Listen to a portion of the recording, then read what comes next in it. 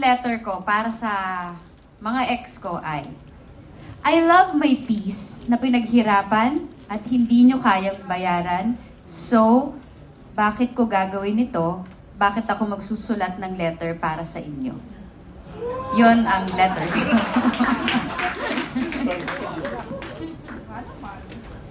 Z? Ito yung parang kaninang sinabi ko rin na kung bakit nandito na kami sa mas magandang disposition ngayon ng buhay. Sulat ko to sa sarili ko. I don't like the old version of you anymore. Nico, meron ka? Meron pala. Ba't ko nilabas?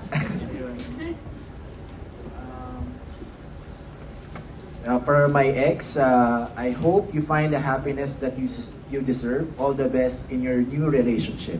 Ayan. Simple lang. Ikaw, Uge, meron ka daw? Sige, hindi ko po magets ang task na ito. Idaan na lang natin sa legal na proseso. Wow! Love Attorney Jack. Perfect, perfect. Okay. Wala daw eh. Meron? Angelica, kaya hindi ko ginawa. Binulong na sa akin ni El na wala nang gawa si Tom. Gusto mo ng on the spot? In on the spot. Huwag na daw.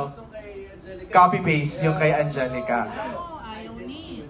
Okay, so itong wall na to, you will see this in cinemas. So, pag nakabisita kayo, you know, viewers are free to put their unloved letters dito sa installation na to na lilibot sa mga cinemas starting December 25. Maraming salamat sa lahat ng mga